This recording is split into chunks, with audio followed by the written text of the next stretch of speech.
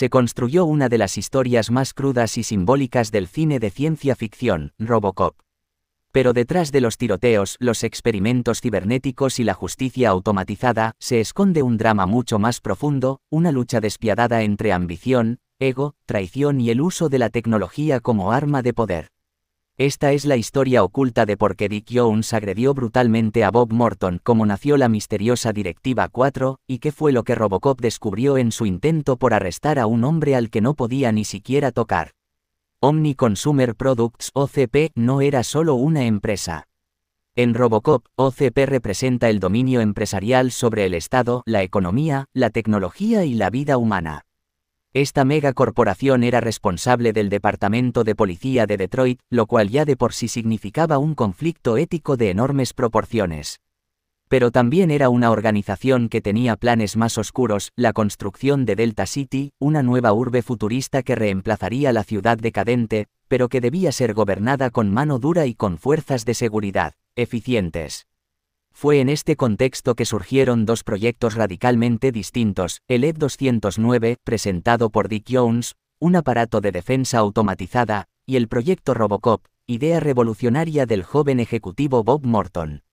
Ambos proyectos buscaban soluciones al crimen, pero lo que realmente se ponía sobre la mesa era una disputa personal entre egos, prestigio y dominio dentro de la jerarquía de OCP. Dick Jones era el vicepresidente senior de OCP y una de las figuras más influyentes en la empresa. Arrogante, manipulador y calculador, Jones no era simplemente un ejecutivo ambicioso. Era un estratega del poder. Su proyecto ED-209 debía consolidar su control sobre las Fuerzas Armadas, sobre la ley y sobre la tecnología represiva. Pero cuando el ED-209 falló estrepitosamente en una demostración frente a la junta directiva asesinando a un empleado en vez de desactivarse, Jones quedó humillado públicamente. Ese fue el momento en que Bob Morton vio una oportunidad. En lugar de apoyar a su superior o guardar silencio, decidió tomar ventaja del error. Impulsó con arrogancia su propio proyecto, Robocop. Morton se saltó la cadena de mando, desobedeció protocolos y convenció al presidente de OCP de que su propuesta era superior. En un mundo corporativo implacable, eso fue considerado una traición personal para Dick Jones. Y esa traición no quedaría impune. Morton era joven, carismático, inteligente, pero también extremadamente ambicioso. Para llevar a cabo su proyecto, no dudó en utilizar el cuerpo de un oficial brutalmente asesinado en acto de servicio, Alex Murphy. Convertido en una mezcla de máquina y hombre, Robocop fue diseñado para obedecer directrices preprogramadas, servir al público, proteger al inocente, y hacer cumplir la ley. Morton celebró su creación como si se tratase de una victoria personal casi divina. Y su ascenso fue meteórico. Sin embargo, Morton no entendía que en el mundo de OCP, el poder no se perdonaba ni se compartía. Su decisión de humillar a Dick Jones lo colocó en una lista de enemigos. A medida que Robocop comenzaba a patrullar las calles y se convertía en un símbolo de eficacia, la ira de Jones crecía. Robocop fue programado con directrices que debían proteger a los ciudadanos y seguir protocolos. Pero también tenía una que ni él mismo conocía. Cuando Robocop, tras una larga investigación, descubre pruebas que vinculan a Dick Jones con Clarence Bodiker, el despiadado criminal que lo asesinó cuando aún era Murphy, decide arrestarlo. Se dirige a las oficinas de OCP, irrumpe en la torre, y cuando extiende su brazo para detener a Jones, una crisis interna lo consume. Su cuerpo se estremece, su sistema se colapsa, y comienza a repetir, Directiva 4, no autorizado para actuar contra un ejecutivo de OCP.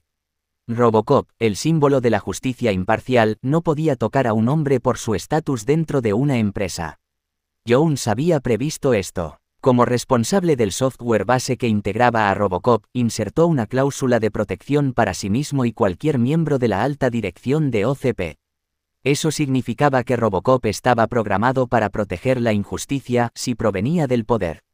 Esta revelación es una de las más perturbadoras del filme. La tecnología, cuando está al servicio del poder, no obedece a la justicia sino a intereses.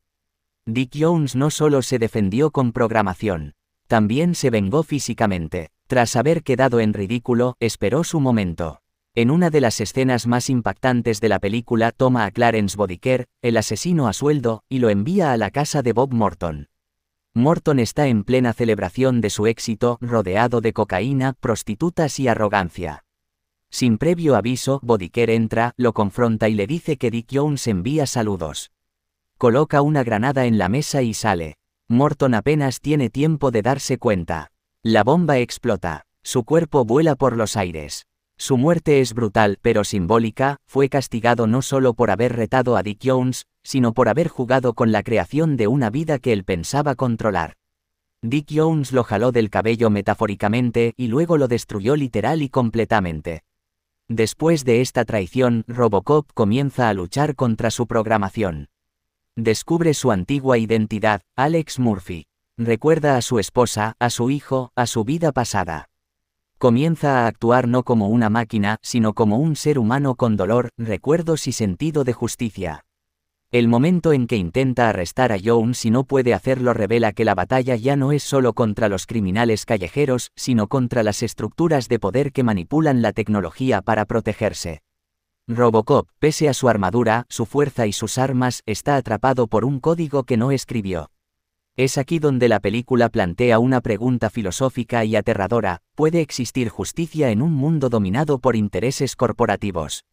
Robocop no se rinde. Herido, perseguido y traicionado por quienes lo crearon, logra regresar a la torre de OCP con pruebas en mano. Interrumpe una junta directiva y revela al presidente que Jones es culpable de asesinato, corrupción y conspiración. En un giro brillante, el presidente despide públicamente a Jones, y en ese mismo instante, la Directiva 4 se desactiva, ya que Robocop solo estaba impedido de actuar contra un ejecutivo activo. Ahora que Jones era un ciudadano común, Robocop dispara y lo lanza por la ventana. Ese disparo no solo elimina a un villano. Es el símbolo de una máquina que logró trascender su código, una criatura que ya no obedecía órdenes sino su conciencia. En ese momento, Alex Murphy no era un robot, ni un experimento. Era un hombre buscando justicia por lo que le arrebataron. Lo que ocurrió entre Dick Jones, Bob Morton y Robocop fue más que una lucha de poder. Fue un reflejo de nuestra propia sociedad, de cómo los poderosos crean reglas para protegerse, de cómo el talento joven es aplastado por el ego de los antiguos líderes, y de cómo la tecnología, cuando se usa con fines perversos, puede esclavizar incluso al más noble de los ideales. Robocop es una alegoría sobre el alma humana perdida en un mundo dominado por intereses económicos. La Directiva 4 no es solo una orden oculta en un sistema operativo, es una advertencia sobre el límite invisible que impide actuar contra quienes tienen el control. Dick Jones no jaló el cabello de Morton por enojo. Lo hizo porque estaba dejando en claro que el poder no se desafía. Que, los errores pueden costarte una humillación, pero la traición te cuesta la vida. Robocop, al descubrir esto, nos muestra que incluso dentro del metal, el alma puede gritar, resistir, y finalmente, vencer. Clarence Bodiker no era un criminal común. No era un ladrón ocasional ni un líder de pandilla en decadencia.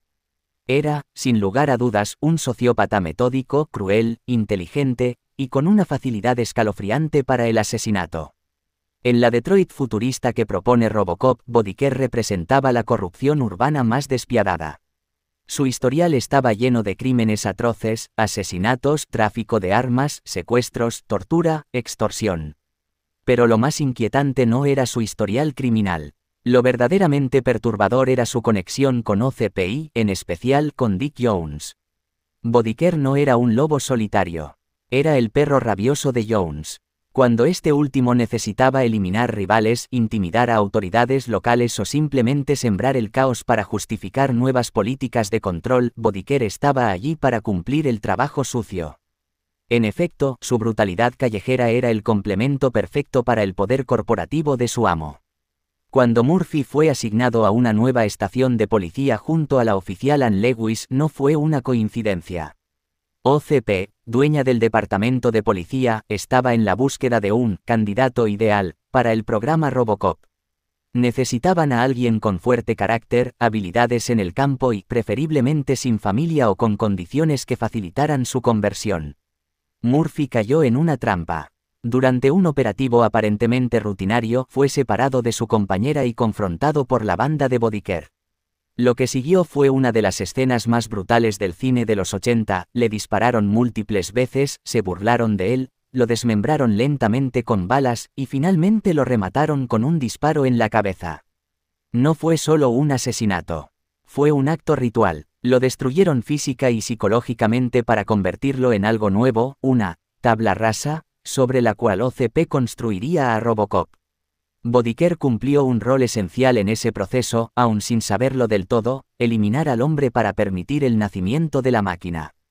Más adelante en la película, Robocop comienza a unir las piezas. Gracias a sus registros y sus investigaciones descubre que Clarence Bodiker no opera solo. Lo arresta, lo lleva a la estación de policía, y ahí comienza a surgir la verdad. Bodiker, sin pudor, confiesa que trabaja para Dick Jones. Sabe que tiene inmunidad, sabe que nadie lo tocará si su jefe está detrás. Su confesión en la sala de interrogatorio no es un acto de debilidad, sino de provocación. Le está diciendo a Robocop y al espectador que el crimen organizado no está en las calles, sino en los rascacielos corporativos. Jones lo protege porque lo necesita. Bodiker siembra el terror necesario para justificar nuevas políticas de control. Cada crimen suyo se convierte en una excusa perfecta para que OCP avance con su proyecto de seguridad extrema. Es un ciclo perverso, crear el caos para ofrecer la cura. Cuando Robocop confronta por fin a Bodiker, no lo hace solo como oficial de la ley. Lo hace como Alex Murphy, el hombre al que Bodiker destruyó. Y ahí la película da un giro emocional poderoso. Robocop comienza a actuar no solo por programación, sino por memoria y dolor humano. Cada golpe que da, cada disparo que esquiva, cada palabra que pronuncia, está teñida de rabia contenida. Bodiker, por su parte, lo ve aún como una máquina. Pero ya no lo es. Robocop recuerda, sabe quién fue, y quiere justicia. En la confrontación final, Bodiker se muestra implacable. Usa barras de hierro, cuchillos, incluso su lengua afilada para intentar quebrarlo psicológicamente. Pero Robocop, dañado, oxidado, pero decidido, lo derrota de forma brutal. No lo hace con odio, sino con la fuerza de alguien que ha recuperado su identidad y ahora la defiende. Una de las revelaciones más impactantes de esta historia es que el criminal más despiadado no era Bodiker, sino Dick Jones. Bodiker era solo el instrumento. El verdadero enemigo estaba tras una mesa de cristal, firmando contratos, diseñando ciudades y creando proyectos. Dick Jones usó a Bodiker para eliminar a Morton, para mantener el caos en las calles, para controlar a Robocop mediante la Directiva 4, y para garantizar que nadie pudiera detenerlo. Su perfil psicológico era el más peligroso de todos, un criminal legalizado, camuflado entre trajes caros y sonrisas falsas. Cuando Robocop finalmente lo confronta frente a la junta directiva, lo hace con pruebas. Ya no hay lugar para excusas. Y cuando el presidente lo despide, el arma de la justicia puede finalmente activarse. La caída de Dick Jones por la ventana es simbólica. No es solo un villano muriendo. Es la representación visual de un sistema que por fin comienza a colapsar bajo su propio peso. Su grito mientras cae, con los brazos abiertos y los dedos extendidos de forma grotesca, no es un grito de dolor. Es un grito de pérdida de control. En ese disparo que Robocop le da, no hay solo balas. Hay años de opresión, de traición, de manipulación, y de una ciudad entera convertida en laboratorio del miedo. Robocop no sonríe, no celebra. Solo respira literalmente como Alex Murphy, el hombre que murió por una causa falsa, y que ahora vive por una causa verdadera. La historia de Robocop no termina con la muerte de Dick Jones. Porque la pregunta queda latente, ¿cuántos más como él hay en OCP? ¿Cuántos Bodikers existen, amparados por trajes y contratos? Detroit sigue en ruinas. La pobreza, la desesperación, el crimen, todo continúa. Robocop ha ganado una batalla, pero no la guerra. Ahora es más humano que nunca, pero también más consciente del infierno que lo rodea. Y esa conciencia es un arma poderosa. Robocop no es solo una película de acción. Es una tragedia moderna. Es una advertencia. Nos dice que cuando el poder económico controla la justicia, la humanidad peligra. Que la tecnología, sin ética, se convierte en esclavitud.